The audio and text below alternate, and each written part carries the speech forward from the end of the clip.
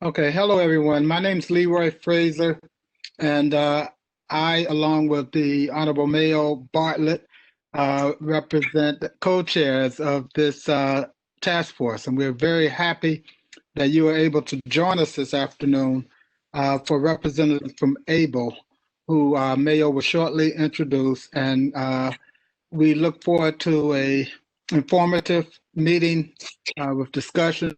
We've asked that as you have questions as they go along to put them in the chat, and we'll be able to get to as many, if not all of them, as we can. And so without further ado, I'm going to hand things over to Mayo. And Mayo, you may begin.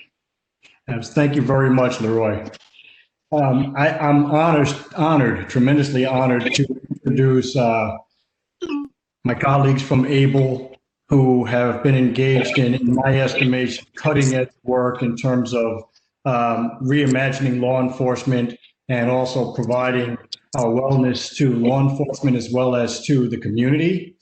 The first person that I would like to introduce is Natasha Fapohanda. And Natasha. Excuse me, Mayor, I'm sorry. I have to interrupt you because it was my error. I meant to acknowledge and introduce on the phone, on the Zoom also, our Commissioner Thomas Gleason from the Westchester County Police, along with Sergeant Brankamp. And I think the Commissioner may have some opening remarks as well. Thank you. All right, would you guys like me to jump in? Yes, please. All right. Thank you, Leroy. Thank you to Mayo, and thank you to all of you for joining us today, and thank you especially to our guests who will be speaking to us about the ABLE program. Many of you may know that we currently teach principles of the New Orleans PD EPIC program. That's the Ethical Policing is Courageous in our police academy, and in the basic recruit school, and also an introduction to EPIC in our unified in-service training for seasoned officers. Like many of you, I'm very interested to see how the ABLE program differs from what we are already doing, and of course, what additional costs, if any, may come with it. Substantial, if the ABLE program brings substantial advantages to our current programs without bringing substantial added costs, then we are certainly willing, to listen and give it, all due consideration. So, we're very interested in learning more about it, and thank you for joining us today to do that. Thank you very much, Commissioner.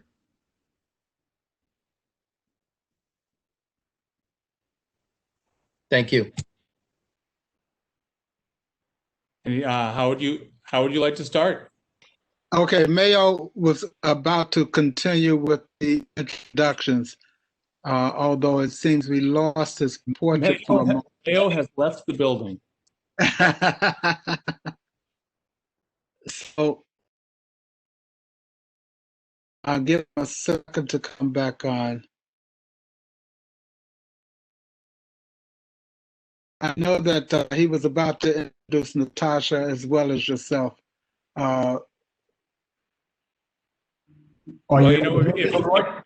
If Mayo's stuck in the ether, Natasha and I can introduce ourselves if it helps keep moving on. That is fine. Please do. Sure. So thank you so much. And I really appreciate the opportunity to be here today and to speak to this task force on just one of the many important components of addressing reform within law enforcement. My name is Natasha Fapohunda. I am a longtime resident of New Rochelle, a product of the Yonkers and New Rochelle public school system. I am currently a practicing lawyer at MasterCard. I work in the general counsel's office, and I am a mother of 3 young children. I reside in New Rochelle, and I am currently serving on New Rochelle's policing review committee. I have had the distinct pleasure of getting to know more about the issues around police reform and law enforcement reform recently. And ultimately, the policies that our police are mandated to follow and the training that accompanies those policies must reinforce the public's trust and reflect the values of our diverse community. But even with the best policies on paper, it is the training and culture of any academy program and police department that will ultimately dictate how policing is practiced. Our discussion today about the ABLE project addresses this intersection between policy, training, and culture. The task force may remember first hearing about ABLE, which stands for Active Bystandership in Law Enforcement, at the November 5th meeting when Tejas Sanchala reported on the Training and Equipment Working Group's recommendations. Tejas highlighted that the Westchester County Academy training curriculum provides 8 hours of total training on cultural diversity, bias, sexual harassment, and procedural justice, including ethics, which reflects 1% of the total recruits' training time, and just 1 single hour is provided on the duty to intervene. This 1 hour is based on the New Orleans Police Department's developed EPIC model, which you will hear is the baseline training for ABLE. But ABLE is much more than just a training program and is much more than just a train the trainer model. I first learned about ABLE at MasterCard, where, as I've mentioned, I've worked for the last 13 years. And like many companies, MasterCard issued a statement and action plan following the murder of George Floyd to focus on and address issues of racial inequality, including by supporting police reform. In looking for the right opportunity to stand behind this commitment, I learned about ABLE and its potential to bring about real change in policing. Along with MasterCard, Verizon and Pepsi have also decided to publicly support ABLE. And as many of you know, MasterCard and Pepsi are 2 of the largest companies in the world and headquartered right here in Westchester County. If you're wondering why corporations who don't stand to directly benefit would lend support to this issue, it's because when we address some of society's most difficult issues, when we improve police and community relationships, when we achieve a more just and equitable system, we all benefit. With ABLE, we have a distinct opportunity here in Westchester County to be at the leading edge of progressive law enforcement reform and to advance the cultural changes required to mend and build the bridges so essential to positive and strong community and police relations. It is my distinct pleasure to introduce Jonathan Aroney to address this esteemed task force on what ABLE is and how it works. Jonathan is a partner and practice group leader at the global law firm of Shepherd Mullen, where he's also the co-founder of the firm's organizational integrity group. In 2013, Jonathan was appointed by the U.S. District Court to serve as the lead federal monitor over the New Orleans Police Department's consent decree. And since this appointment, Jonathan and his team have led the transformation of the New Orleans PD into a model law enforcement agency. In 2020, following the killing of George Floyd, Jonathan and his firm, Shepherd Mullen, partnered with Georgetown University Law Center to create a national program to transform the culture of policing in America. This program, the ABLE Project, Active Bystandership for Law Enforcement, as mentioned, teaches officers how to intervene in the actions of other officers, regardless of their rank, and creates a culture within the police agency where such interventions are not only accepted, but expected and rewarded. Jonathan, over to you. Wow, I don't think I can do better than that. Thank you for that. That was quite the introduction.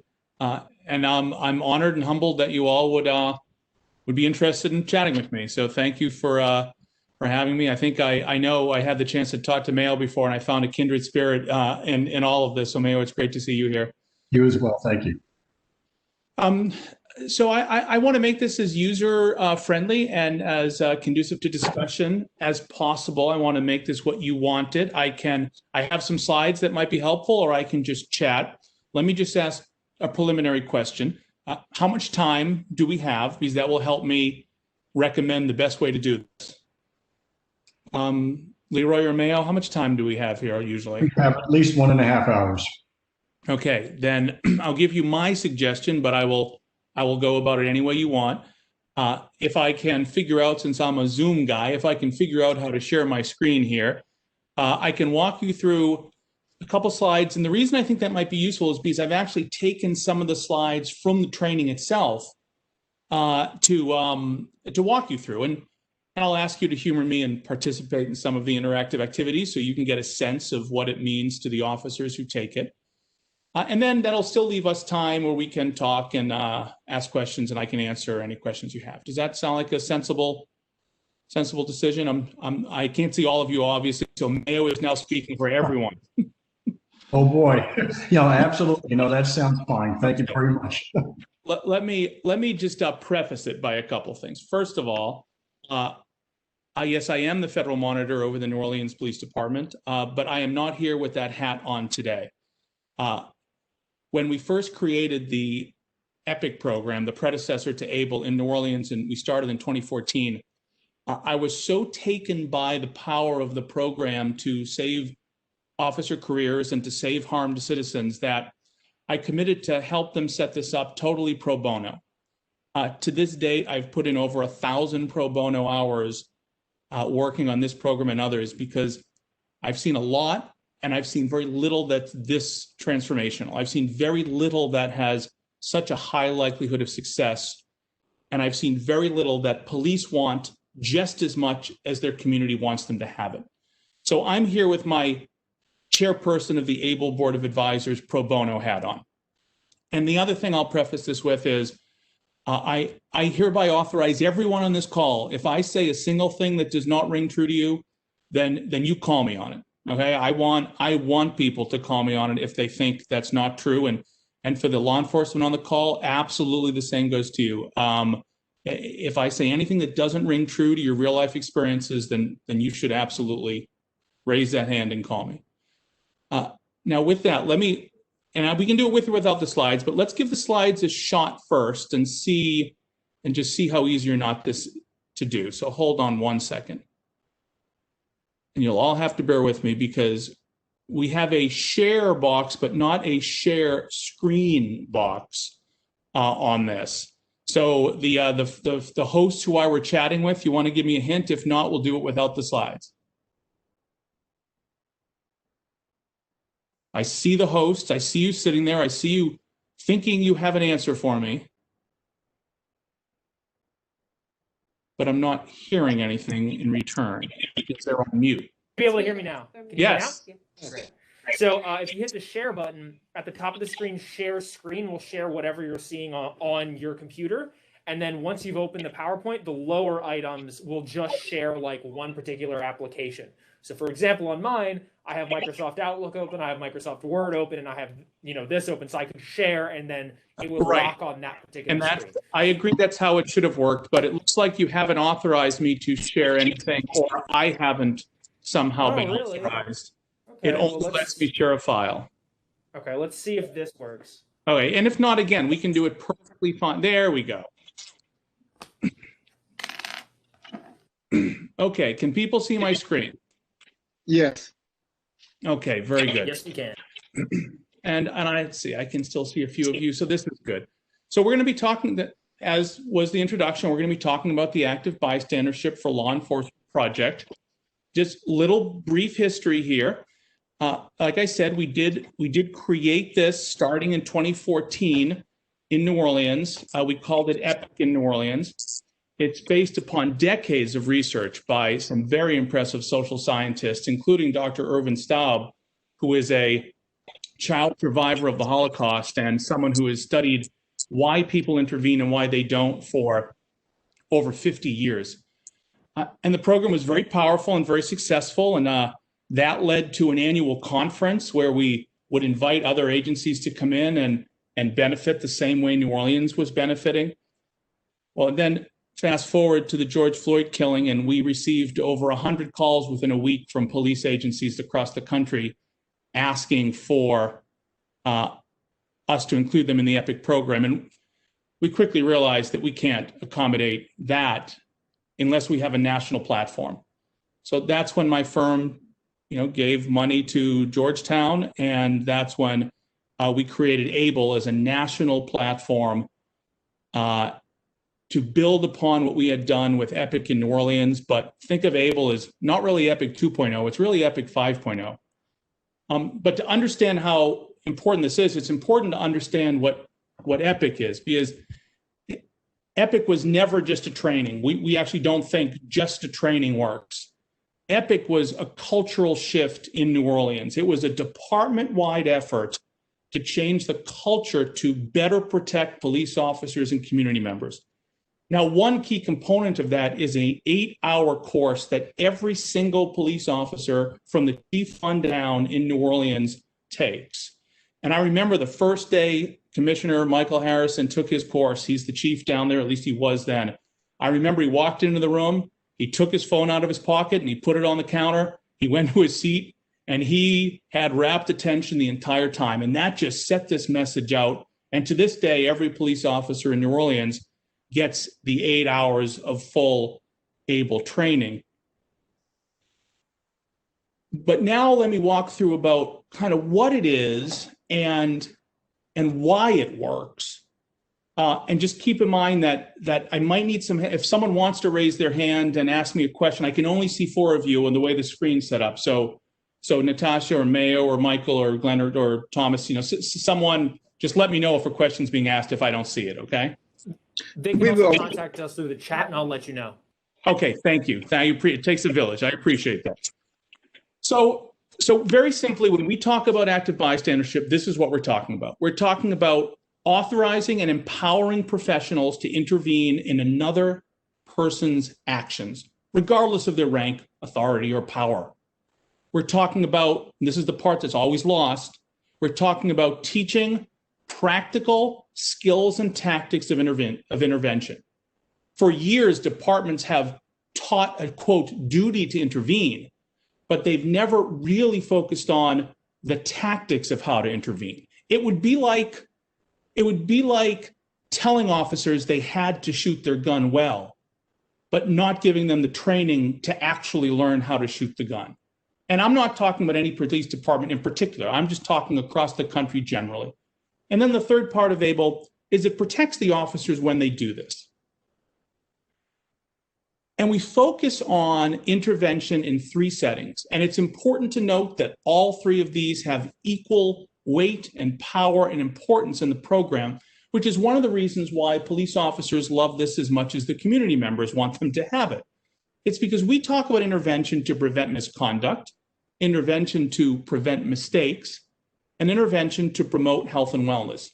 And the truth of it is, while the misconduct makes the news all the time, if we're actually counting numbers, intervention is tremendously important on the mistakes and health and wellness side. Like that's where you would have in any given department the most opportunities to use intervention to prevent harm to officers or to community members. Now, I've put these slides together for you to be very interactive, but I will say the first slide, this one, is not interactive. It's just I want to share 2 stories with you. These were very important to me, and I think they'll resonate with most of you because they really get at why this works so well. And then we'll talk about the how. But let me just share one story, with apologies to Natasha and Kathy and others on the phone, because they've heard the story before, and apologies to everyone that I find these a little bit emotional. The first one is something that took place in 2015, and I know. Let's see, I'm Michael. You're a police officer, right? Yes, that's correct. Okay, so you happen to be on my screen as we're talking, so I know this one will resonate with you a lot, probably most others on the call too. So this was in 2015. A call came in for a domestic violence incident, and the call was that a guy had shot a gun in the direction of the mother of his child during a domestic dispute. So 911 operators sent out a whole bunch of officers to this house. It's a little bitty row house deep in a big city. And the woman who was shot at was outside, and she's very animated. Interestingly, she wasn't scared as much as she was just mad. And so they decide who's going in the house. And like, I'm going to change the names here, but the story is absolutely a true story. So they decide a sergeant and three younger officers are going to go in the house. And they go in this house and they make their way to the back. And in the kitchen, they pass the kitchen, they find a gun on the counter. Now I know Michael knows what it means when you find one gun in the house. And I know Thomas knows what it means when you find one gun in the house. But for those of you who don't, any police officer would say there's probably not only one gun in the house. But they took this gun and they made their way to the back room. And in the back room, they found the guy, Steve Smith. It's a messy room. He's wrapped up in a sheet. He's fussing and cussing at his girlfriend. The sergeant gets him out of bed and puts the handcuffs on him. But the sergeant puts the handcuffs on the wrong way. Hey, he puts them palms together as opposed to palms apart. Doesn't seem like a big deal, but it clearly was not the policy, and it's not the way you handcuff someone.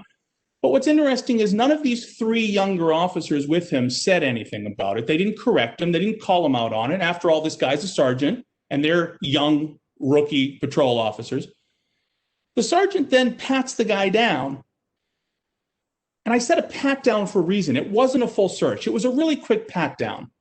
And that's clearly wrong, clearly violates policy. And none of these three younger officers corrected that either. Well, they take Smith out of the house, and it's shift change time. So there are a lot of police out there, and a new officer, Officer Clarence Green, pulls up to take Smith to jail. The sergeant puts Smith in the back of Green's car, and no one searches him again either. So now we have three mistakes: no misconduct, no excessive force, no bad mindset, just three mistakes.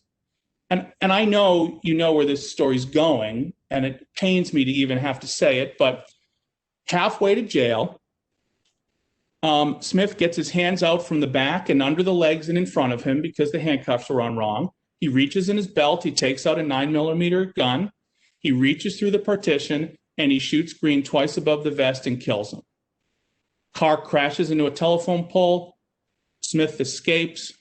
Green, a great police officer, father of three, everybody loved this guy, dies. I watched that video probably 10 times. I should say I listened to that video because the car was in a wreck and the camera had turned upside down, and it was the worst thing I've ever had to watch in my life. And the reason I share such a horrible story with you is because, you know, it's easy for us to watch the videos from Minneapolis and the George Floyd killing and say to ourselves, you shouldn't have to teach that. You shouldn't have to teach intervention. But how do we explain this situation? How do we explain 10 officers on the scene of this event, any of whom could have saved Clarence Green's life if they had just said, hey, Sarge, that was a bad search? And yet not one of these 10 officers said a word. They all cared about the officer. None of them wanted him to die. They all would have run into a gunfight to save his life. And yet we have a great dead police officer on our hands. Now, I don't want to solve this yet. We'll come back to that in a minute and talk about why. But for now, I just want you to have that story in your mind as I give you one more story. And we're going to come back to these over the course of the next 40 minutes. The second story took place in another big city. And it's also a tragic story. And it also makes me very emotional.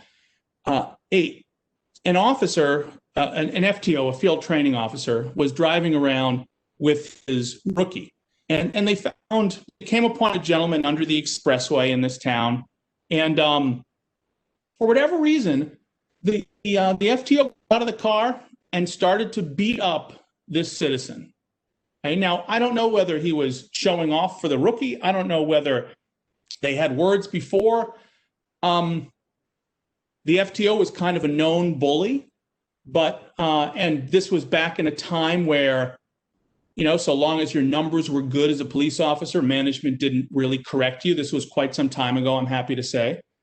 But the beating was so bad, this gentleman passed out.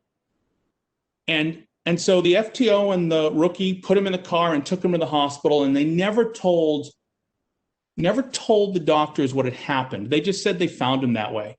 So the doctors never knew that he had a beating, and they never knew he had internal organ damage.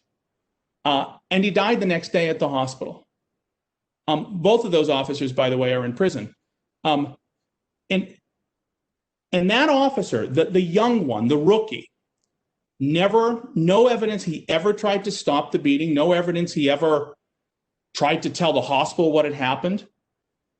And you think about that, and you think about why. Why would a guy like that? By the way, he's a really tough guy. He was a former semi-pro hockey player. Like, he was not a shrinking violet.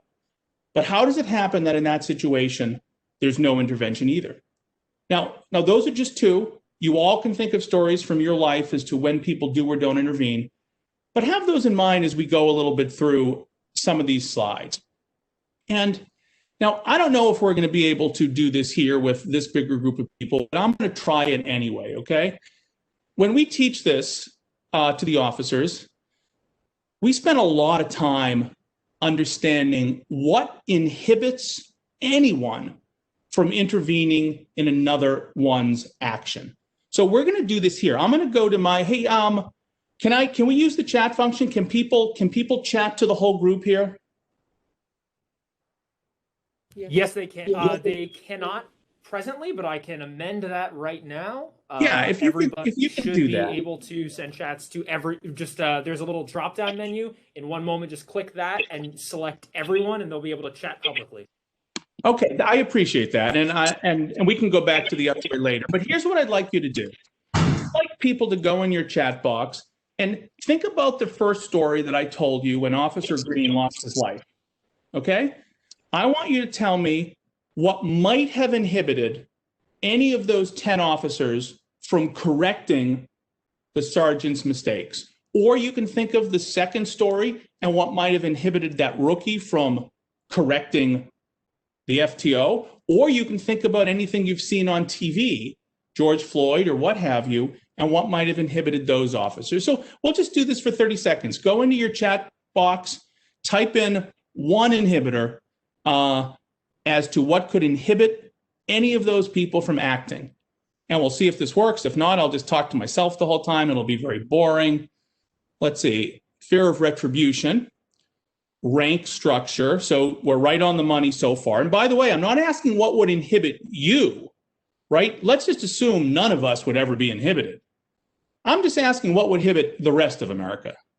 Peer pressure, retaliation. Yep.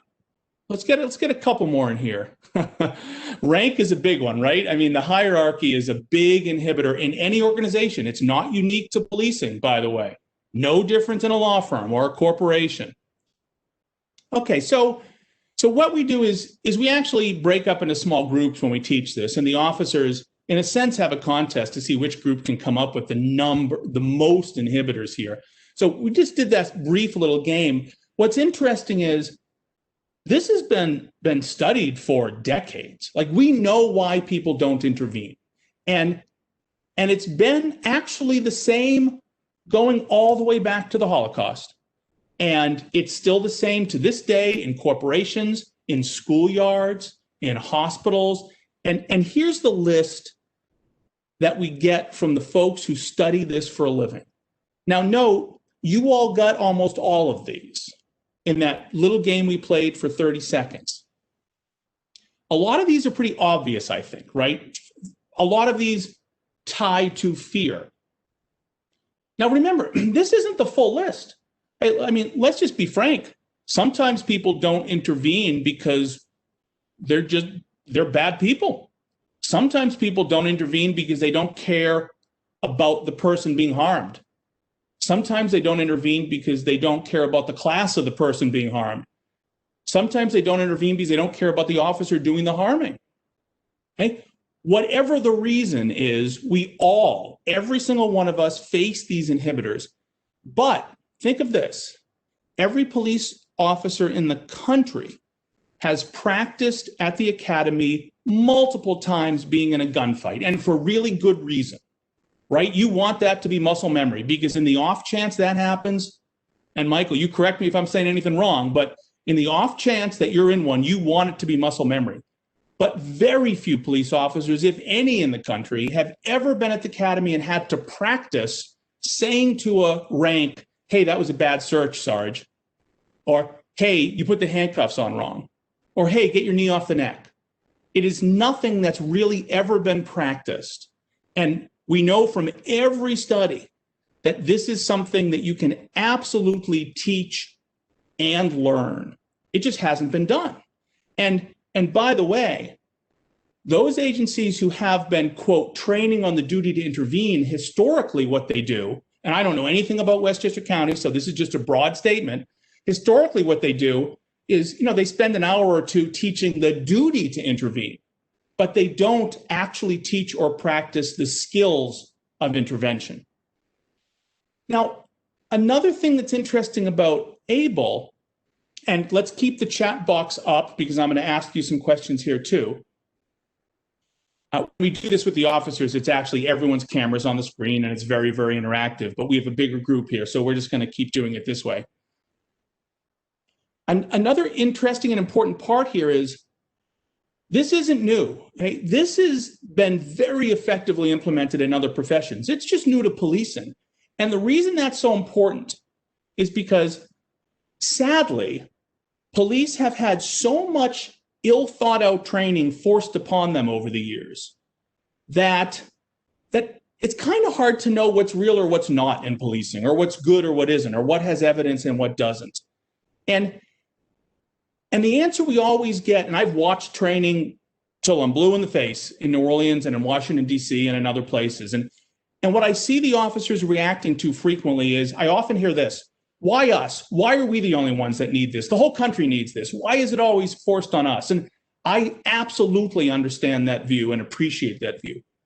What's interesting about ABLE is you can't say that because other professions have had this for years very effectively. So let's look at that first picture, okay? It's obviously a picture of an airline cockpit.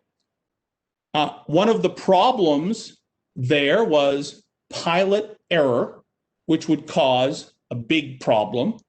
And the pilot error would go uncorrected by others in the cockpit. For decades, this was a problem.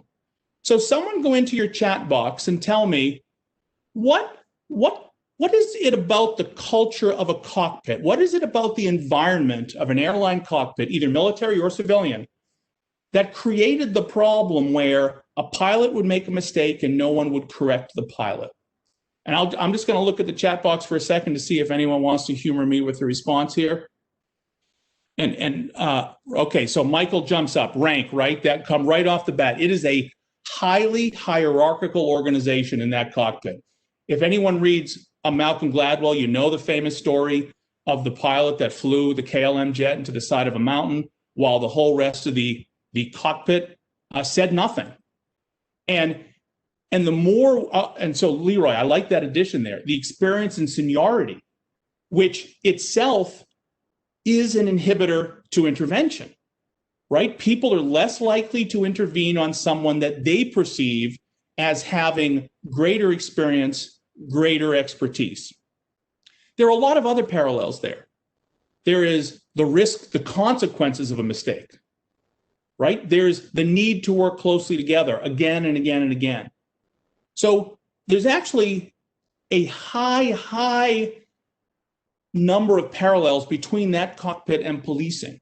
And yet, for decades, there's one more that's worth pointing out that's important.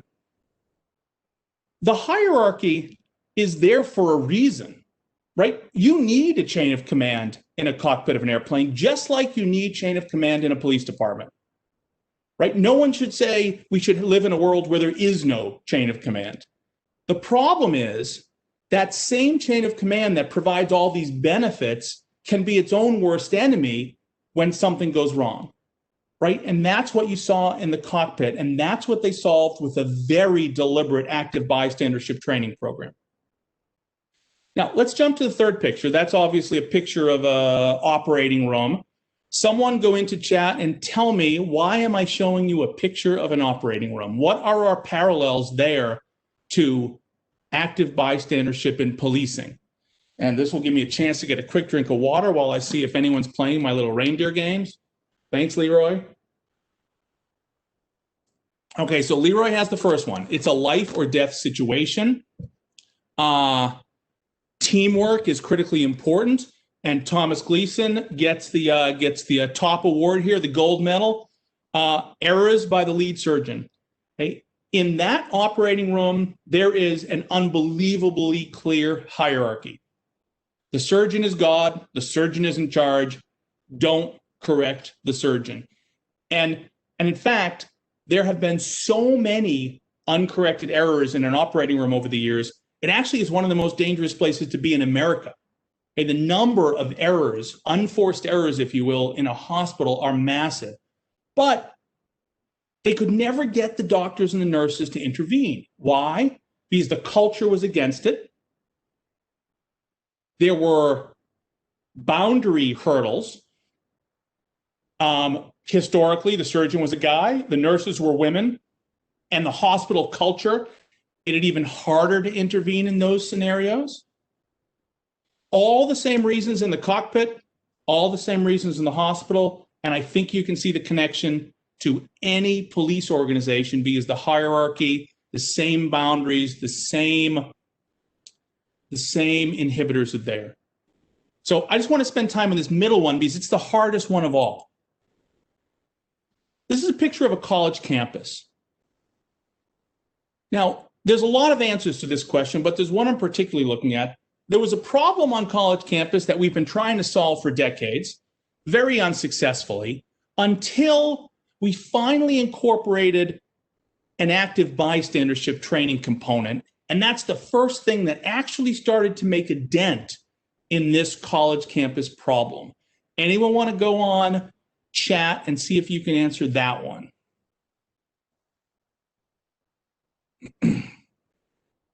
We need like little Jeopardy music or something as we're waiting for the answers to come rolling in. I grant you this is a harder one, so I didn't think I was going to have 32 answers rolling in, but okay, we're going to give it. There we go. Doctor, it just left my screen. Sexual assault. Absolutely, that is the answer. And by the way, it ties in with pledging as well. So Leroy, you got that one too. Here's the sexual assault situation on campus, right? It was always a big problem. It still is a big problem. All the prior efforts were focused on the perpetrator, and they didn't really work very well until a program comes along called Green Dot, and it goes by other names as well, but that was the first time we really started focusing on the bystanders. So let's just stereotype for a second, okay? Fraternity house, drunk fraternity guy going upstairs with drunk girl, and everyone sees it happening. And how many decades has it gone on where no one said a thing? The Green Dot trains and empowers everyone else in that room in the tactics of intervention. And where that's been studied, it actually has reduced sexual assault on campus by upwards of 20%. I'm not saying any of these things solve all the world's problems. I'm not saying any of these things are a panacea, but they're all a piece of the very important cultural transformation that will protect citizens, protect officers, protect communities, and protect community police relations. Now, ABLE is very science-based, okay? The whole thing is based on social science evidence, based on no guesswork. And I want to walk you through some of the social science upon which it's based, but I'm going to ask you to participate again, okay? These are another question and answer. You're going to hate me by the end of this because I'm making you all type. But before we do that, let me pause for a second and see if anyone has any observations or reactions to how this works in other professions, what we just talked about.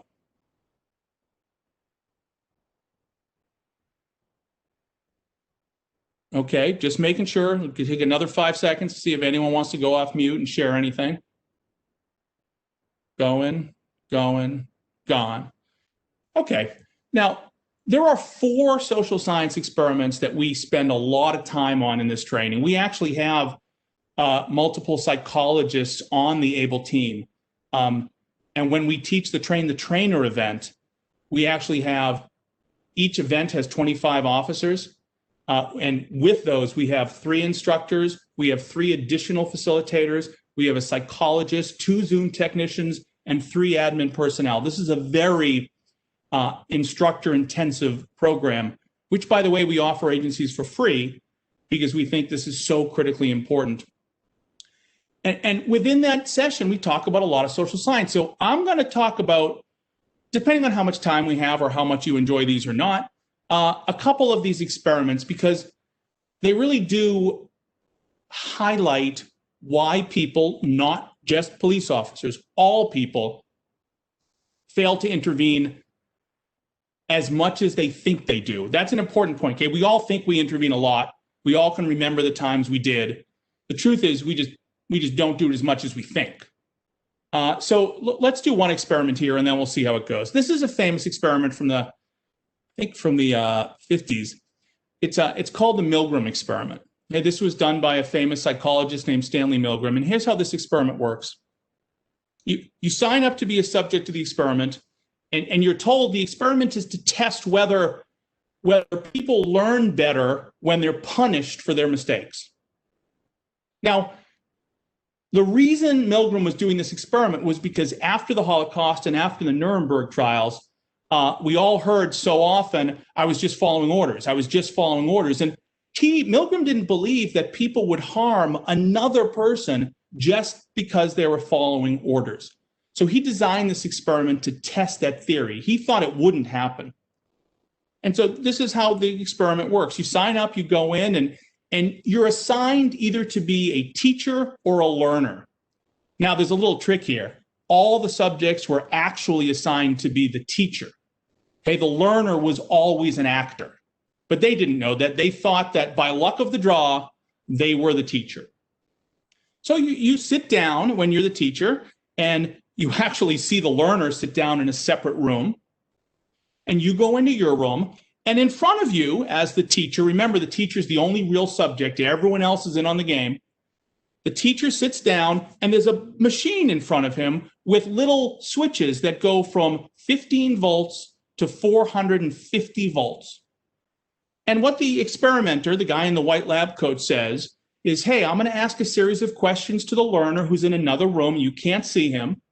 And every time he gets one wrong, I want you to flip a new switch, delivering a higher and higher voltage along the way. I know it sounds crazy, but this was a very famous experiment, and it's been replicated many, many times. So the experimenter asks the learner a question. Not surprisingly, the learner gets it wrong, right, because he's an actor. And then the experimenter says to the, quote, teacher, okay, deliver 15 volts. So you press the 15 volt button, and then you hear from the other room, ouch. This continues on, but as it gets close to 300 volts, the learner is screaming in pain, begging to be let out of the experiment. Okay, please stop. I can't take it. I have a heart condition. I'm going to die. You got to stop. Let me out. Let me out. But every time the teacher looks to the experimenter and says, hey, I think we should stop, the experimenter simply says, no, continue, please. Now, that's what happens at 300 volts. All those screaming, I'm going to die, I'm going to die. By the time you get to 450 volts, there's no more noise coming. Like it's nothing. So you actually think you killed the guy. Okay, everyone understand the structure of this interesting experiment, to say the least? So here's where you get to guess.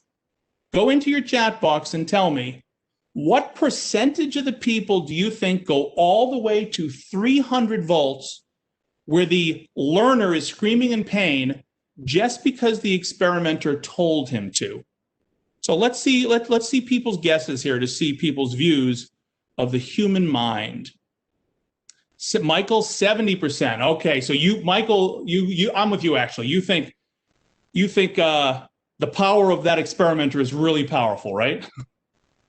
Let's see what else we got. Thomas is at 50%. Okay, he has a little better view of society than Michael does. Okay, I like that. I should tell you, by the way, let's see, Lawrence, nearly everyone. I should tell you, Stanley Milgram thought the answer would be 3%. Okay, he was convinced it's 3. So he would have, Thomas and Michael and Lawrence, he would have looked at you guys and thought you're crazy. Let's see, Mayo's at 85. Okay, so you're all very high. Thomas, you're the lowest at 50, interestingly. Now, before I show you the answer, let's go to part 2 of the experiment, though. Okay, how many people went to 450 volts where there was no more noise coming from the other room, just dead silence? And right on the machine in front of them, by the way, right under 450, it says XXX. So let's see what percentage. It's got to be lower, you'd think, right? It's got to be lower than what you guessed before. So type in some chats on this one. 20. Okay, Leroy's down to 20 on this one. Mayo's down to 75. Thomas down to 10. Yeah, God, I would hope so. Because none of us would go to 450, right? Can we all agree on that? None of us would go to 450. We would walk out of that room, right? In fact, none of us would go to 300. So let's see what happens when they conduct this experiment. 100% of the people went to 300 volts. Congratulations, you almost all got that one right. 65% went to 450 volts. Now let that sink in. This is unbelievable. This guy, he's a stranger with a lab coat. Now, so this is a famous experiment that teaches something called obedience to authority. And what's interesting here is, in this particular case, the authority was directing the harm. But the science comes in all sorts of situations, right? Even when there's no directing of the harm. And none of this, I can't say it enough, none of this is unique to policing. It happens just as much in a law firm and a business as it does in policing. So here's my question for you, if anyone's willing to humor me, and if not, maybe Michael or Thomas will jump in here and help us on this one, or Natasha, because you're 4 on my screen now. Tell me, in our first story, where Officer Green lost his life because 10 officers didn't correct a sergeant, is it possible that any element of this experiment was at play there? And just give me your reactions from being in this field for a long, long time. And Michael, I hate to call on you because I don't like calling on people, but you've already volunteered once. So tell me, could this be at play anywhere there? Yes, I think yes. And has anyone else seen any incident on TV or anywhere where this same obedience to authority might have been at play? Just give me an example of something. If not, I'll give you an example because I see it everywhere. Did anyone watch the videos of the police officers in Rochester? You all remember the scene, right? The police officers are marching down. The first one pushes over an elderly gentleman who's lying on the ground bleeding from his head. And does anyone remember what happens next? One officer tried to help him, right? One officer started to bend down to help him. But what happened? Immediately, Stanley Milgram kicked in. Immediately, he was tapped on the shoulder. He went back in line, and everybody marched past. I'm not saying that was against human nature. I'm actually saying that is a lot of human nature.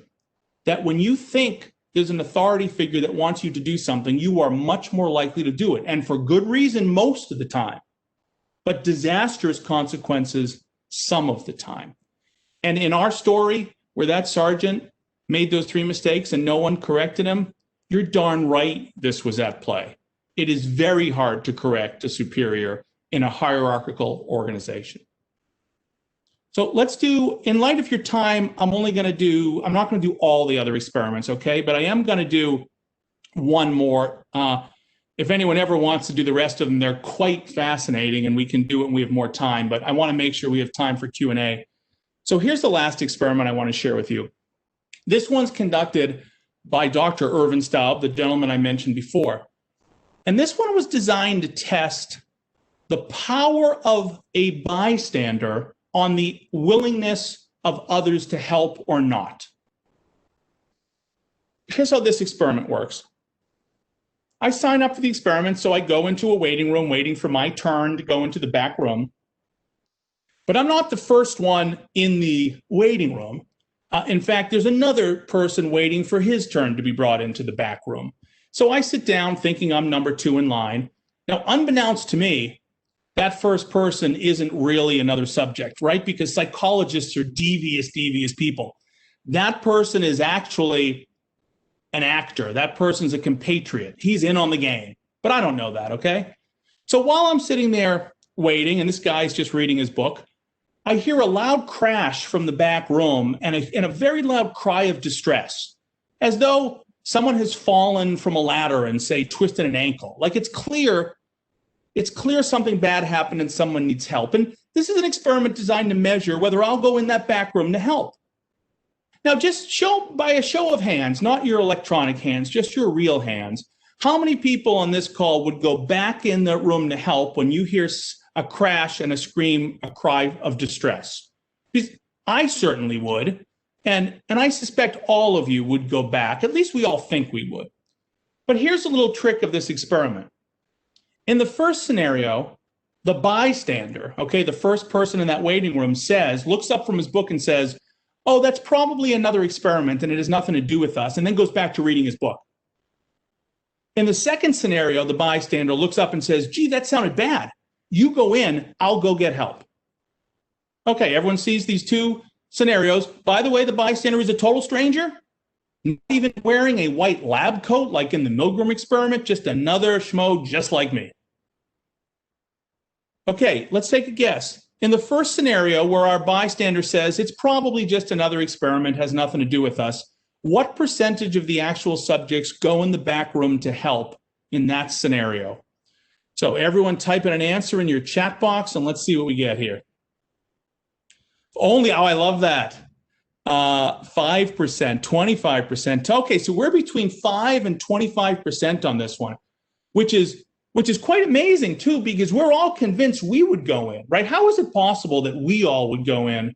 We're a random group of people, but only 5% of others would go in. So this is interesting. I tend to agree with you, but interesting nonetheless. Okay, let's switch the question here a little bit. I want to see who had the highest one on that one. Leroy thinks, Leroy, I love your view of society here. 50% of the people are still going to go in. Okay, you're the one I'm going to hang with because I love the optimism. Now, the second view here is the bystander says, gee, that sounded bad. You go in, I'll get help. Now, what percentage of the people in that scenario go in to help? 65, Collins up to 65, 100, Mayo 100, 80, 90, 75. Okay, looks like 50s are lowest, 100s are highest. Demaya says 10. Okay, let's see what the answer is on this one. So where the bystander says that's probably nothing, only 1 in 4 people go in to help. And again, this experiment's replicated many, many times. The results are almost always the same. Where the bystander becomes an active bystander and says, gee, that sounded bad, you go in, every single person goes in to help.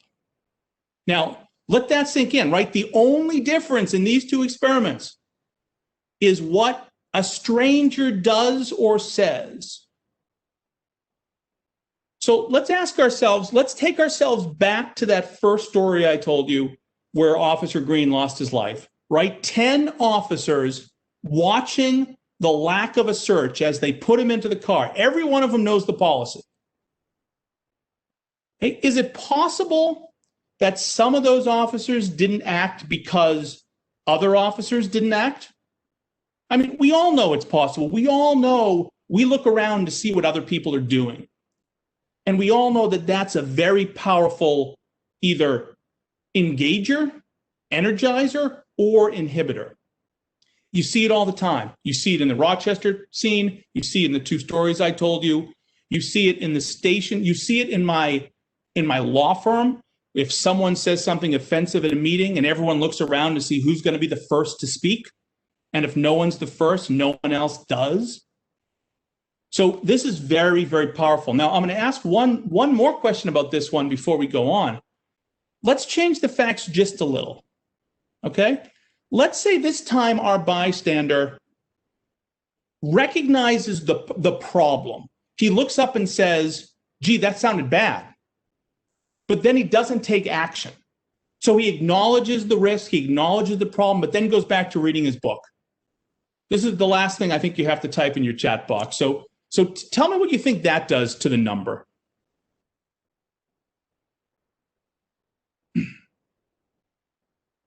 $50. Michael, you got it right on the nose, so we'll start with you right there. It goes to 50%. Now, I just want, I'm sure you all recognize it, but I do want to Demaya 50%, Thomas 50%. You all got it. That was great. But I want to highlight what's so remarkable about that, because there are two ways to look at that 50%. On one hand, by acknowledging the problem, you increase helpfulness from 25 to 50%, right? But by not taking action, you decreased helpfulness from 100 to 50%. So that recognizing it is half the battle, acknowledging it half the battle, taking action is the other half of the battle. Now, what we're not doing here, but what we do in class is then the officers, frankly, cannot wait to talk about how this applies to policing. Like they want to have these discussions. They love these discussions, and they see the connections right away. I only did 2 experiments, but all 4 of them have clear connections to any hierarchical organization.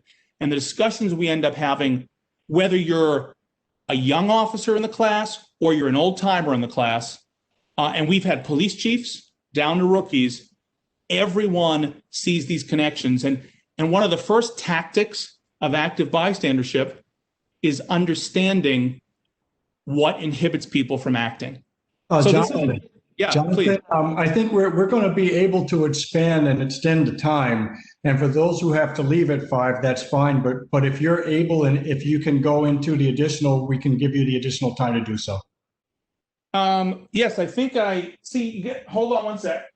See, you get me so excited talking about this stuff, I lose all track of time. So if you all can go for another half hour or 45 minutes, I can. Thank you very much. Beautiful. Okay, thank you. And no, I'm not offended if anyone has to go about their day jobs and their business and their family, so don't worry. So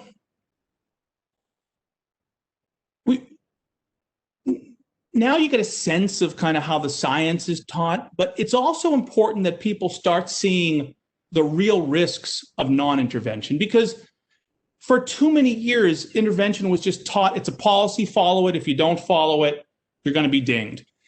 Police departments across the country always train to discipline. It's always about discipline. And police officers rightly say to themselves, another program to discipline me. The beauty of ABLE is it has nothing to do with that. ABLE is just teaching a skill. Hey, you already have a duty to intervene policy. I'm sure everyone's going to have one. Frankly, it's been the law of the land since 1950. Hey, there's always been a duty to intervene. There's just never been the training on the how. So we spend time in here talking about the risks of not doing it. And we talk about it from the risks to the officer, to the department, to the community. And like everything we do, the officers are frankly teaching themselves. They're coming up with these answers while the subject matter experts are making sure that they get the right answers. Because the best way to teach is to have the student teach, not to talk at them. That is a part of what we did with ABLE. Hey, that's the training part. But what's so important to understand is ABLE is not just a training. ABLE is a program for cultural transformation. It has to infuse a department-wide. In fact, we get calls from police departments saying, hey, we'd like to implement some of ABLE. Can we just have your PowerPoint and we're just going to do it in a 2-hour block? And our answer is absolutely not, because that is not going to do anything. We know that because we've seen it for decades not do anything. That's what agencies did after Rodney King. They just threw more training at it. It doesn't work. But when it's tied into cultural change in a win-win situation, when it's as much about protecting the officers' lives and careers as it is about the community, then you actually have a chance to pull it off. I couldn't help myself but show this because I've mentioned him a couple times. This is Dr. Staub, by the way. He's on our board of advisors, and a lot of the science is based on his work. In fact, for the agencies that are already in the program, like Yonkers, for example, they're all going to be invited to a virtual coffee with Irvin coming up in the next couple weeks. So it's really cool to have such renowned social scientists on our team. So let's round it out by just talking a little more about this cultural change. ABLE, as I said a zillion times, is not just training. It has a much broader mission. This is our mission statement. It's on the website, so I won't I won't read it to you here. I'd rather spend a little more time on our board of advisors and how we built in the cultural change component. The reason I want to show you the board of advisors is because far too much training in the United States, and look, I'm giving you my opinions. People can disagree on this call, and I respect that. But my opinion is far too much training in the United States is outsiders forcing something upon police, and they've never had a meeting of their minds. And that causes it to fail over time. If you just take one look at this board of advisors and you see that it has civil rights leaders and social activists, it has police chiefs and rank and file police officers, it has academics. It gives you a sense that we finally found something that everyone agrees on, and that's based on evidence, and that actually can work now. Frankly, well, people, really smart people like yourselves, are working on a whole bunch of other pieces of the puzzle.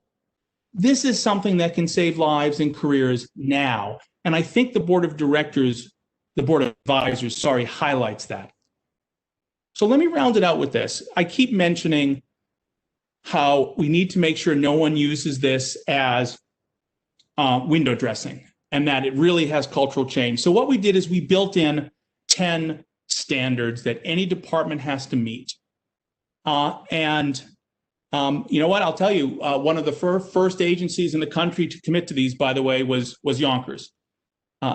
And subsequently, within 2 weeks, we had commitments from agencies that know how hard it is to change culture and yet are committed to do it. Philadelphia Police Department, Boston Police Department, Denver, Cleveland, Dallas, Portland, Seattle, New York City Police Department just signed up, although we haven't announced it yet. So we got people willing to take on these commitments because they recognize how hard it is. So here's what they mean. And none of these are rocket science. The first commitment is your community better be supporting your effort here because you're responsive to your community. And the way we do that is you need 4 letters even to get into the program. You need a letter from the chief. You need a letter from the mayor or county exec. And you need 2 letters from community groups. And by the way, the community groups can't be friends of the sheriff. The community groups got to be real community groups. And in fact, the biggest community group we receive, the community group we most receive letters of support from is the NAACP and the ACLU, the Urban League, Black Congressional Caucus, Human Rights Commissions, and Black Lives Matter. At the same time, we're getting support from all the chiefs and their police associations as well. So community support is a key element. 2, the training has to be done the way it's designed. Okay, that's 8 hours for every single police officer in the department.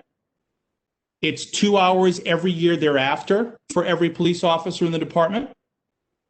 And it's incorporating these principles throughout the academy where appropriate.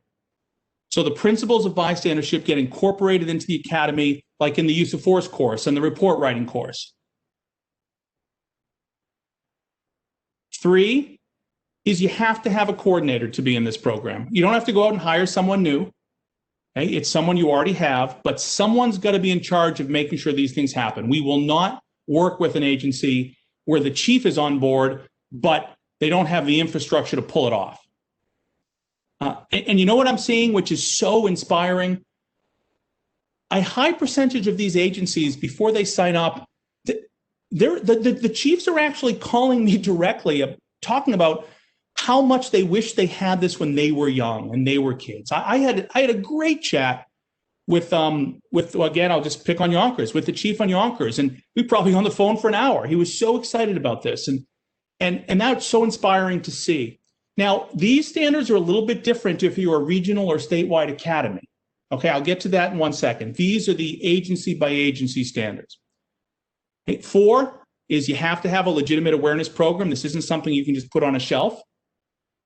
5, accountability. Like every department of the country, you need to make sure that if officers are violating the policies, then those officers are held accountable.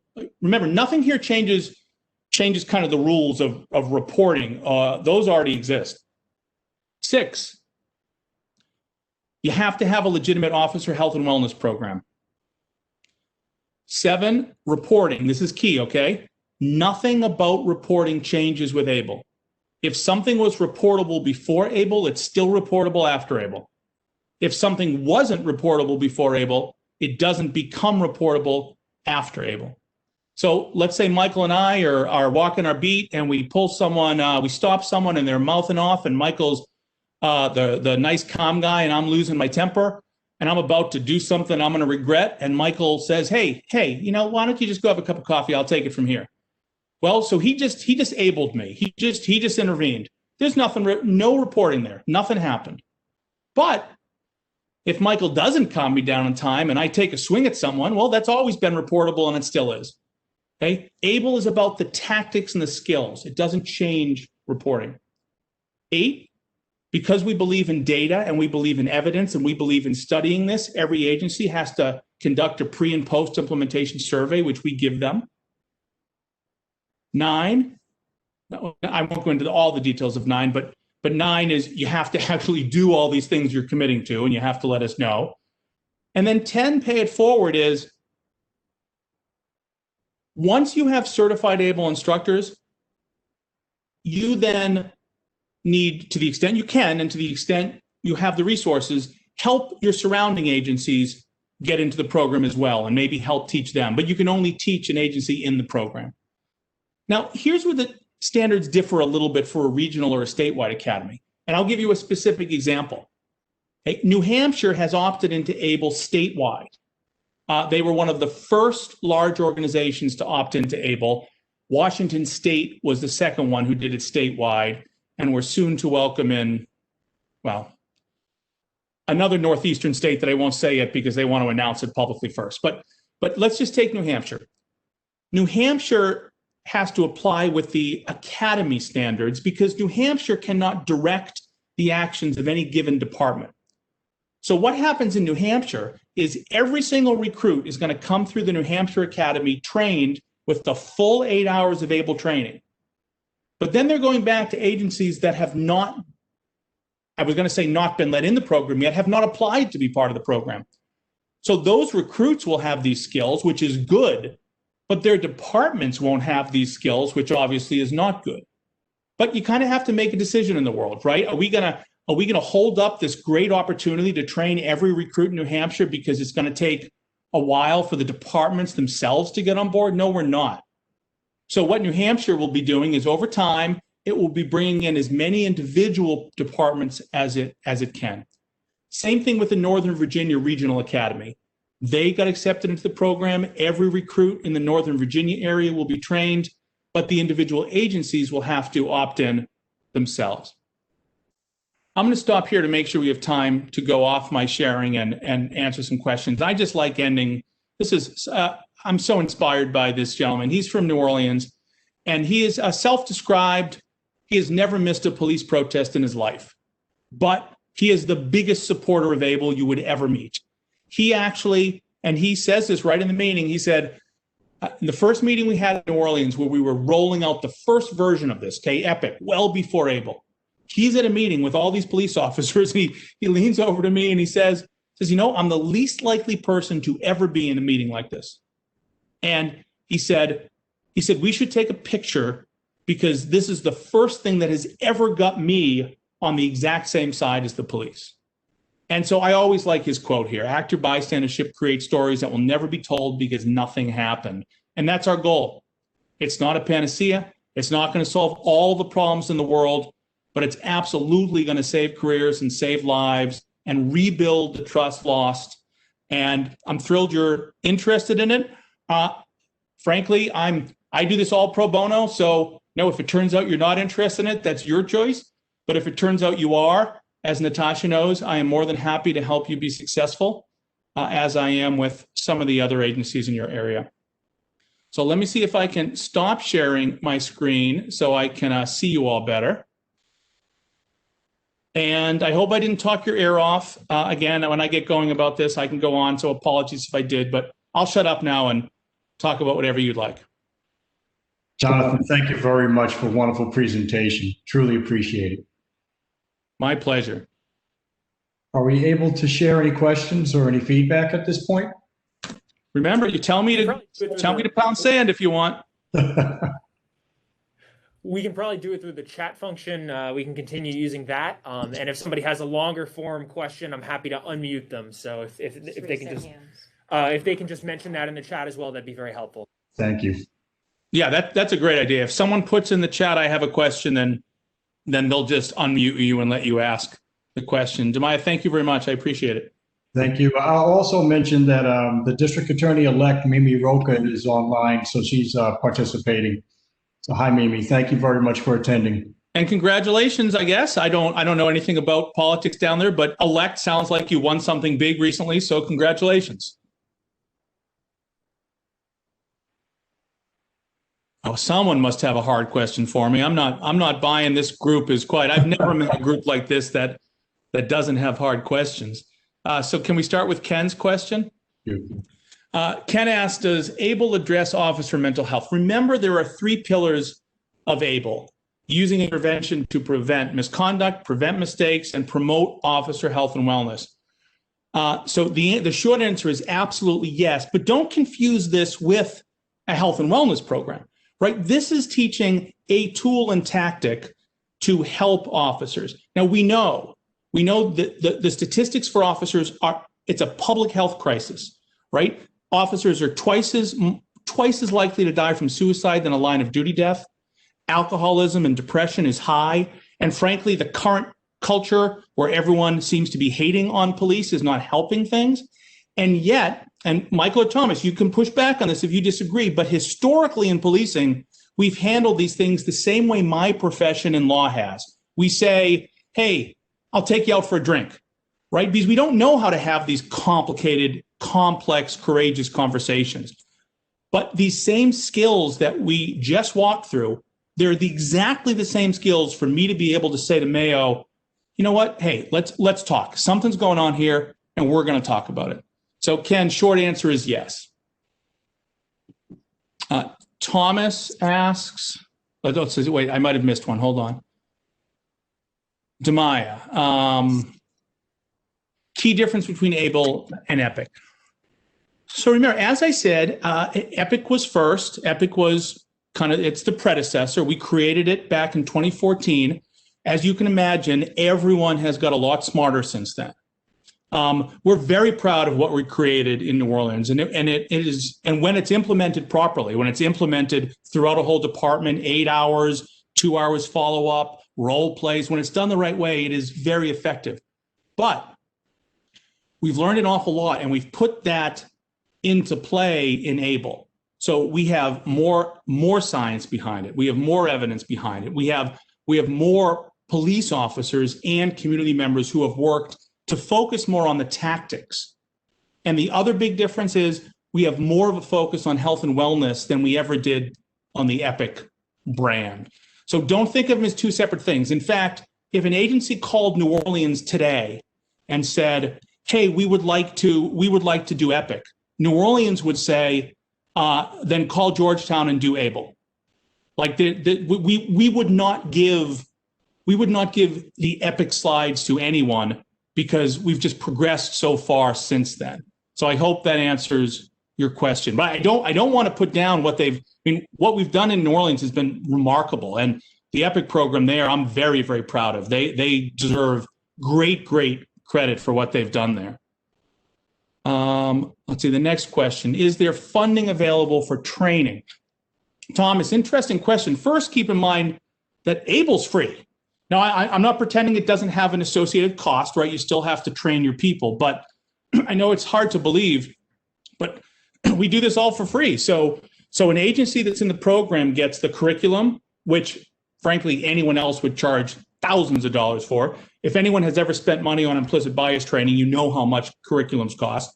So you get the curriculum, you get all the materials, you get the train the trainer session. So you could send, depending on availability, X number of officers to get trained. They then come back and train the department. We have ongoing webinars to make sure your trainers stay up to speed. We work with you on the data analysis. All that's free. The Train the Trainer event is conducted by Zoom, which is our biggest surprise of all is how effective that has been. Because we have so many staff people the Zoom classes actually have breakout sessions with a ratio of 5-to-1 or 5-to-2. So very impressive to do by Zoom. So there's no travel costs. And your cost is really the time you need to put your officers through this. You know, the same way it's the cost when you decide you want your officers to go to the firing range, right? Same thing. Let's see, the next one here. They're rolling in. I'm trying my best to keep up. Let's see, Natasha. Oh, Natasha, is that an answer as opposed to a question? Is that oh, good. I love that. Yeah, so I'm glad you mentioned the standards because this is interesting inside baseball here. When we first did EPIC in New Orleans, we actually put the PowerPoint up online for free for any agency that wanted it. We assumed that agencies would kind of not just take it and use pieces of it. We assumed they would do it the way we did, department-wide cultural change. A lot of agencies just took pieces of it and did like a little piece. And so we took it offline. We stopped giving it because that's just not going to change culture. It's not going to save officer careers. So that's why we built in the standard. So if you're going to do it, you got to do it right, our way. You know, if there are probably other ways you could do things. I'm not saying it's the only way in the world. I'm just saying this is the way that we've seen work. But that's why the standards are built in here. Let's see. Next one, Valerie. Where does diversity inclusion come in? No one should confuse this with a robust diversity and inclusion program. I don't want to oversell what ABLE is.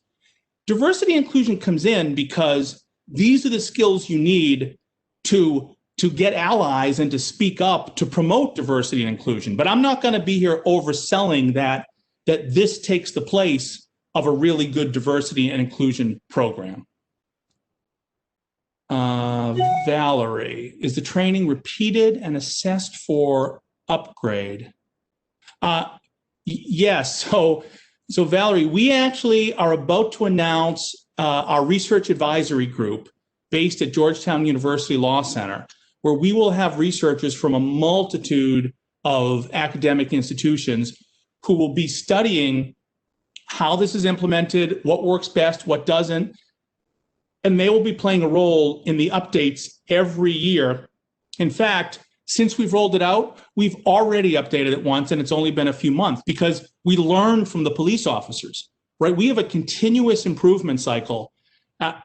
I've worked with enough police officers to know that in many departments, I hope Westchester County is different, but in many departments, officers get the feeling that no one cares what they think. But we're just the opposite. We go in like sponges, and everything we learn from community members and police officers, we bring back and continually grow the program. But this group of this research advisory group is going to be very, very powerful to really academically soundly testing the efficacy of all the pieces of this. Horace asks, can you give an example using one of your earlier scenarios of the tactics that ABLE would train a bystander to use? Sure. Here's one. Let's take I'm going to use the airline situation for a second, okay? Because, Horace, I think that's the best way to answer this. Remember, in an airline, we have a problem just like we do in policing, just like we do in any hierarchical organization like a medical profession. We don't want there to be an intervention every 2 seconds, right? You can't fly a plane safely if the young person is questioning everything the pilot does. I can't run a law firm if my associates question every decision I make. Mayo, you can back me up on this, right? So we have a hierarchy and a chain of command for a reason. But then, like I said, that becomes its own worst enemy when there's a problem. And if I'm the young person, if I'm the intervener, here's my problem.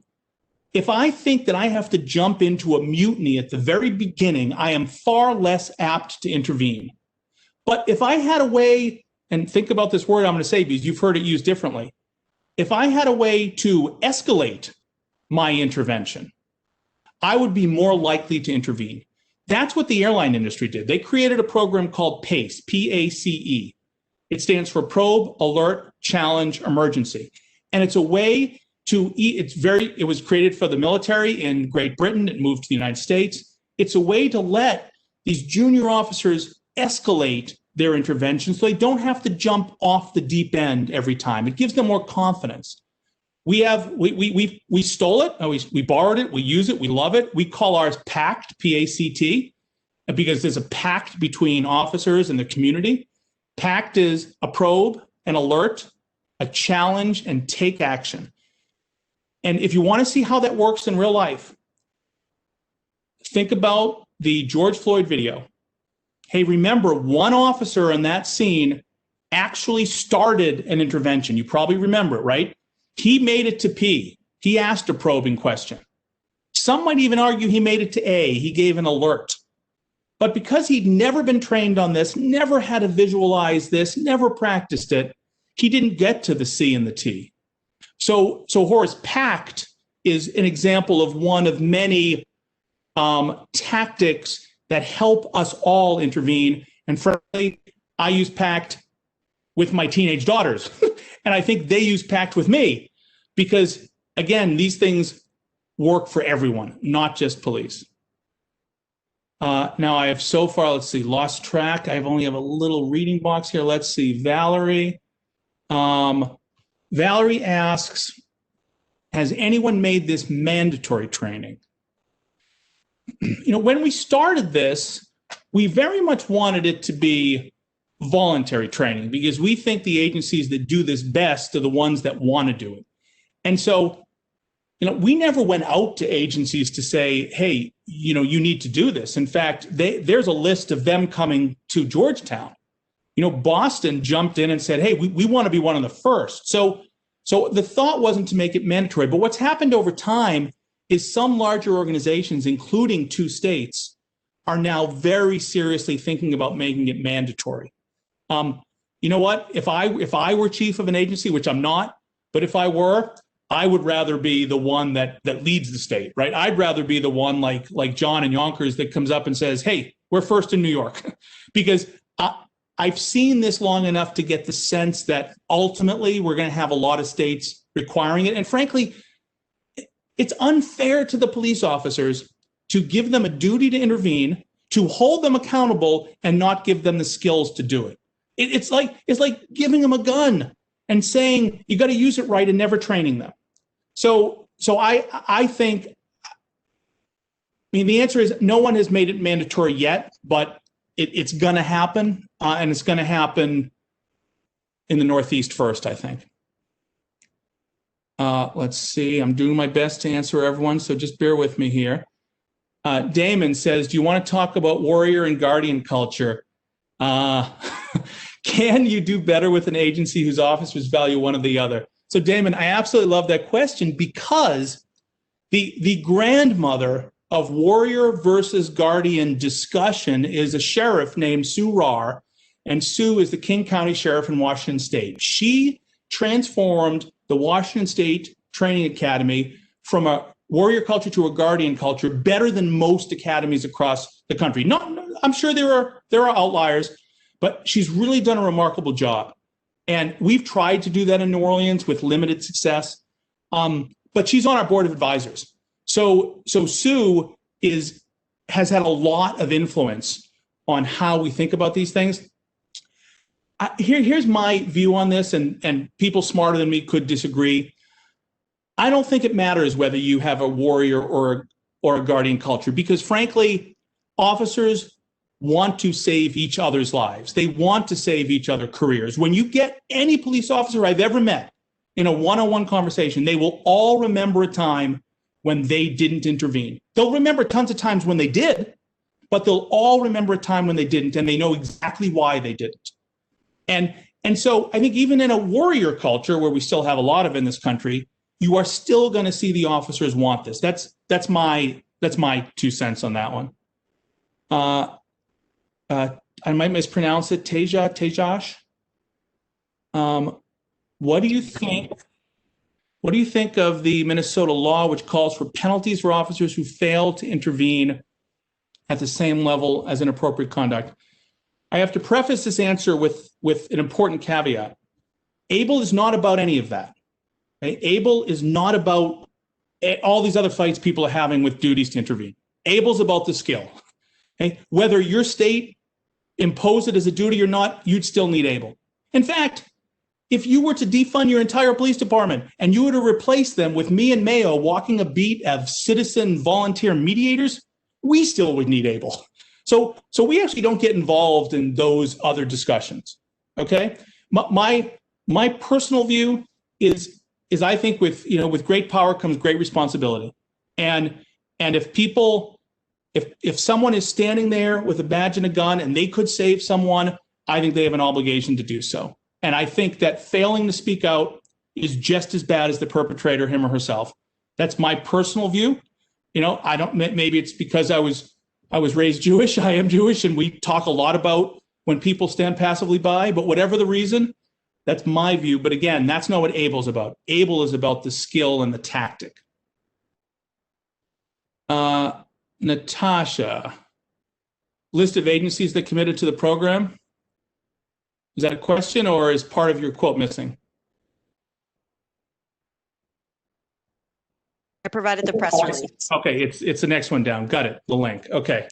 Thank you. There's a question about the scenarios and tactics specifically that ABLE would train a bystander to use.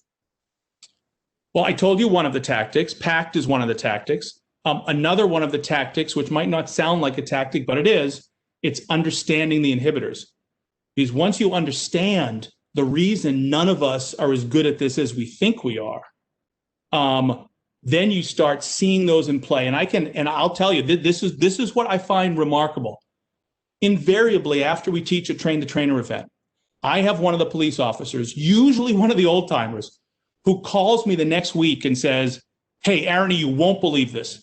I was driving home and I saw this thing happen, and all of a sudden, Milgram came into my mind, or all of a sudden Staub came into my mind." So, for too long we have just, this is my editorial again, too long we've treated police officers as like they're not smart enough to get this science. And ABLE doesn't do that. ABLE treats them like we teach this exactly as we would teach it to lawyers and politicians, who frankly need it just as much as anybody.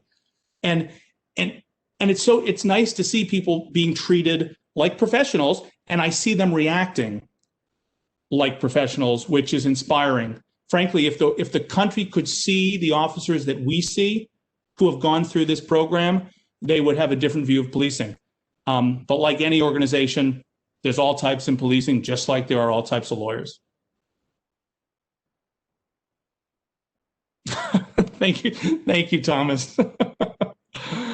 Can I tell anyone anything else or answer any other question?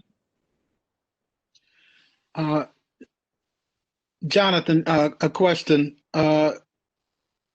Has there been any studies done, or is it too soon to see whether or not a municipality or an organization that has been trained on ABLE has thereafter had a reduction in use of force statistics? That's a great question, Leroy. Now, I'm going to give you a slightly longish answer. The short answer is no, but let me tell you why, and let me tell you why there's still so much evidence, even though the answer is no. First of all, we've been doing it for 5 years in New Orleans.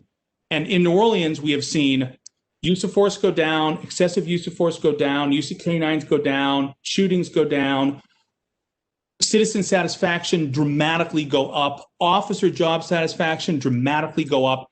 Every metric in New Orleans has gone in the right direction, including crime, by the way, all going in the right direction. Up until right now, where in big cities, crime has had a problem. But up until the right now, every metric in the right direction. The reason, though, I can't give EPIC credit for that is we have a consent decree. We have 492 paragraphs that can take credit for that, right? We have a really good use of force review board. We have a totally revamped academy. We got a really good health and wellness. So we have all these pieces. But I think anyone down there would say EPIC played a role in that. Now, that being said, there is really good data where the same type of program is used in hospitals. So great data how it worked there. Good data as to how it worked on college campuses and sexual assault. We have perception data from New Orleans. Officers who have taken the course are more likely to perceive themselves willing to intervene. So we know that's good. But here's the best answer. right now, we have 70 police agencies who are going to be giving us data. And we're going to aggregate it so no one knows who it came from. But we are going to now be able to study this in the way that we could never have studied it before. So decades of study, decades of research, but no one's been able to do what we can do right now that we're on the kind of outset of such a big project. Hope that answered, Leroy. No, that's good. Thank you. What type of data are you requiring agencies to give to you after you leave? So there's one type of data that's required, and then there's another type of data that agencies are offering. So the data that's required is we have a very well done pre-implementation survey that you send out to all your officers, and then you do it halfway through implementation, and then you do it at the end of implementation. It's an online survey. It's very well thought out. We then take all those data back and we do two things. One, if you want it, we'll give it back to the agency in an anonymized fashion so they can't allocate any answer to any individual or type of individual, so you can benefit from this. Two, we aggregate it all together to start looking at effectiveness and efficacy over time. And then there was another piece of it that I've just, sorry. The other piece is what some agencies are doing, though, the ones that are very forward thinking, is they're reaching out and they say, hey, we would like you to use us as part of a longitudinal study. Like we would, for example, one agency from the West called up and said, look, we're doing ABLE, but we're not going to implement until March. So if you like to use us to study with an agency who's going to implement in January, a social scientist would love that, right? I mean, how often do you get that data? So there are a lot of agencies that are volunteering because we're going to give the data back to them to be really helpful. Let's see who's next here. Spider-Man, got that. I don't know, Valerie, I don't know the answer to that. It might have been a rhetorical question. Mayo asks, so this we will be able to study, Mayo, about suicides, but we haven't been able to yet. So I'm constantly saddened by the suicide statistics for police. And I know everyone is. It's so frustrating that we as a country have not done enough to help. But here we have something that there are so many cities in this project now, and it's going to get much, much larger. I mean, the FBI Law Enforcement Bulletin just put out a feature article about ABLE. The FBI National Academy has a feature article coming out in the end of December. So we're going to have so much data that we're literally going to be able to isolate the impact on this on police suicides. Now, that's not an easy thing to do because there's so much going on in the world, but I think it's in everyone's interest to do so. Thank you. Let's see, Copernicus Crane. A question from Jennifer. Has ABLE? Oh, so by the way, I like how you spelled ABLE there. You spelled ABLE the A-B-E-L-A, which is not our ABLE, which allows me to tell all sorts of jokes about the Bible and how one ABLE versus the other ABLE, but I won't do that. So has ABLE been forced to testify in court in defense of its training? Love the question.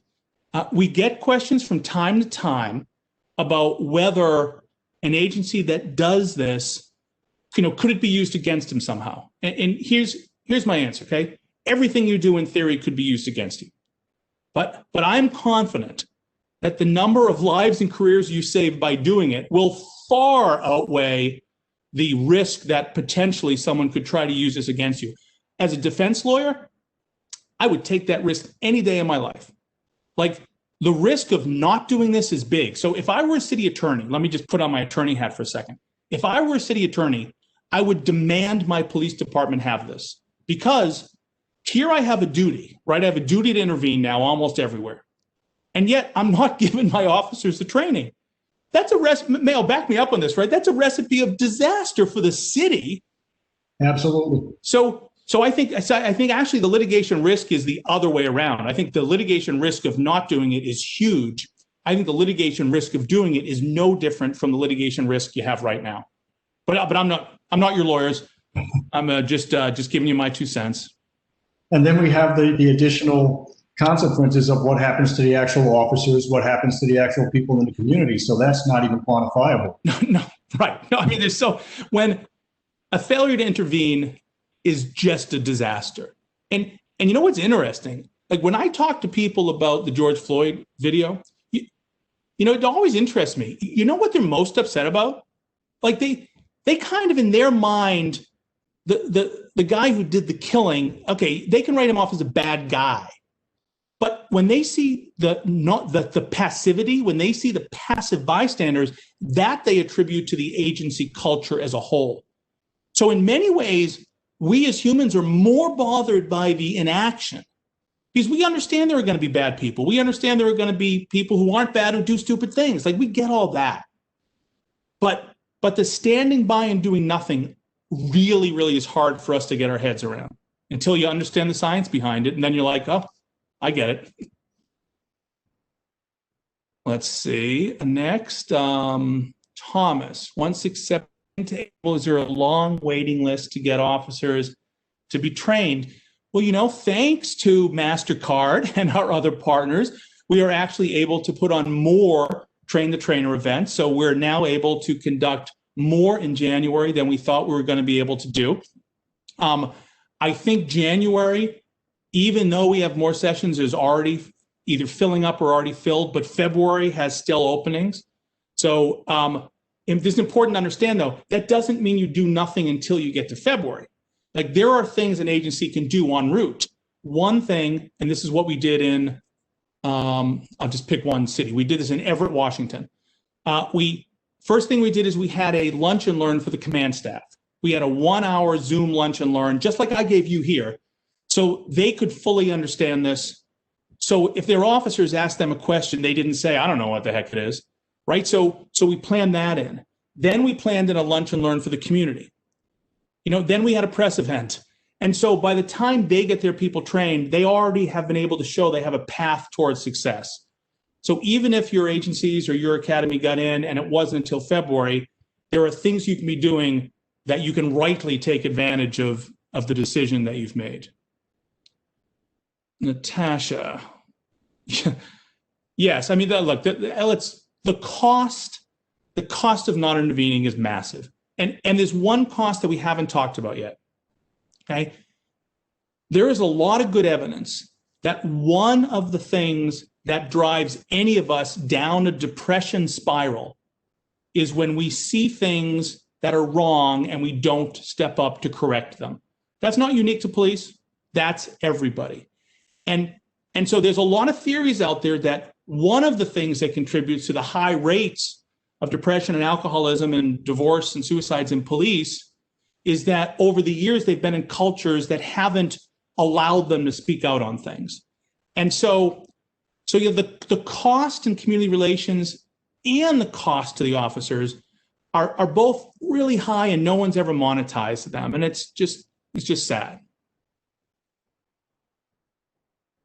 Jemiah, let's see. For the police departments that have signed on, do they have all the rank and file trained? Yes, the rule is everyone has to be trained. So New York City will literally train 36,000 officers in a full 8-hour program and 2 hours every year after that. But New York City has decided that this is going to save careers and save lives and save the community, and that's a price they're well willing to pay. But every agency has to train from the chief / sheriff all the way down. You don't have to train civilians, but we're getting a lot of calls from agencies that want to train their civilians. So I got a call from Northeastern University. They just opted into the program last week, and they want to train their whole civilian force as well as their sworn force. But that's not one of our requirements. Anyone else? You know, we're getting close to cocktail hour down here, so. Well, if there are no more questions, I just want to thank you so much for coming and for giving us a wonderful presentation, and Natasha as well. I'm sorry that I had my bandwidth glitch. I felt like I was in one of these commercials, you know, for AT&T or something. But I have to tell you, it's been a pleasure working with you and getting to know you. And I have to also, I just thank Natasha, you for all of your interest and your effort. And we've been meeting now for a long time.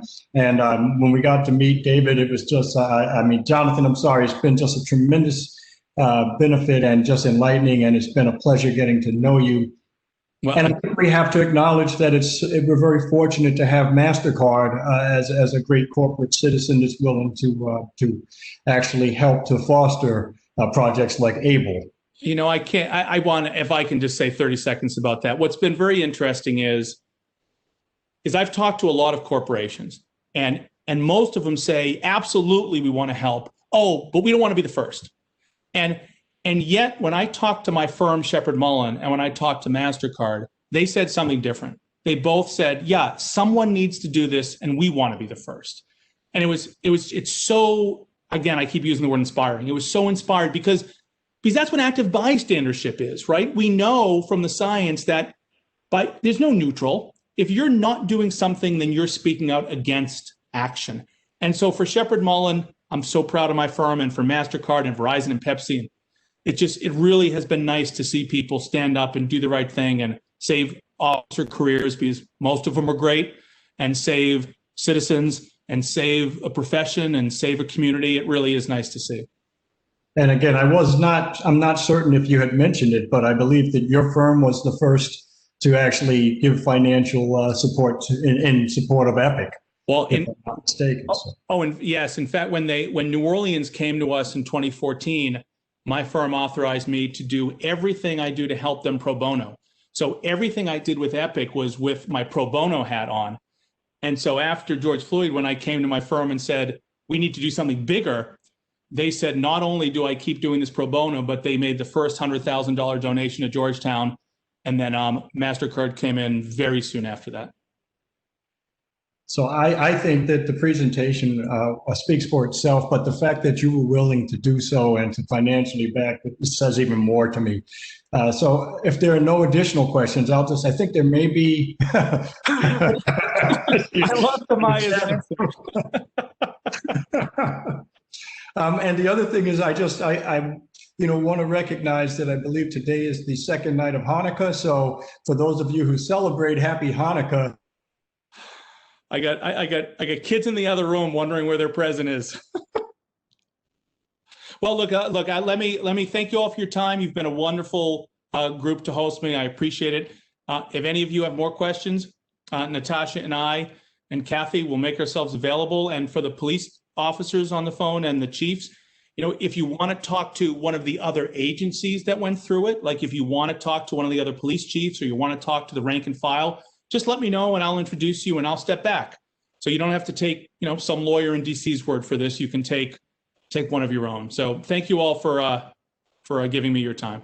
Jonathan, thank you very much. Truly appreciate it. Natasha, thank everyone for attending. Thank you very much. You well. Thank you for the forum. Thank you. Best to all of you and your families. Bye, y'all. All the best.